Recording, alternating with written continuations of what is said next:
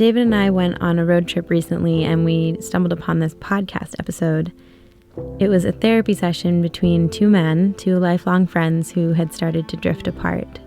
By the end of their session, they were both crying. David and I were crying. Emotions were running high. Honestly, I just love hearing men cry. I love hearing them get vulnerable. I don't know if there's something in there that I need to talk to a therapist about, but I love it.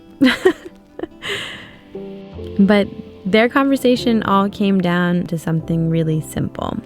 A need that most people have to feel affirmation in their friendships. One of the hosts wrapped up by saying, affirming our friendships by, acknowledging a mutual desire for closeness seems basic.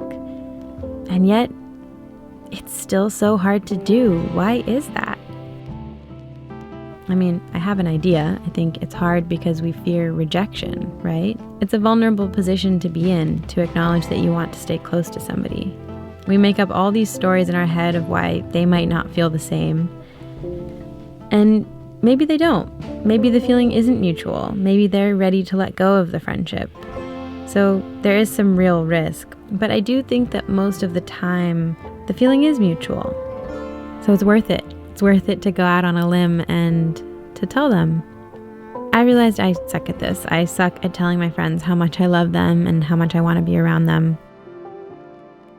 I've often thought of myself as being somewhat detached from friendships. I've even thought of it as a positive thing, that I'm adaptable. I can make friends easily. But the older I get and the more I move around, the less I believe that. I think there was some truth to it when I was younger, but now I am not detached from my friendships.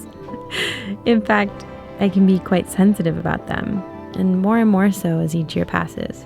I get really hurt when I feel left out or when it feels like friends are moving on without me. I think that's pretty normal. I'm not pretending like I'm the only one who feels that way. Human beings want to feel a sense of belonging. We know that.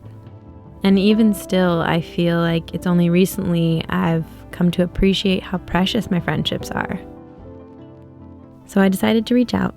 I personally love nothing more than receiving snail mail. I love opening up the mailbox and seeing a little card addressed with my name on it, handwriting on the envelope.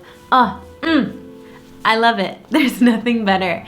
So if I feel that way, I know other people feel that way. I am gonna write letters and snail mail them to some of my friends to let them know what they mean to me. Maybe this will inspire you to do the same.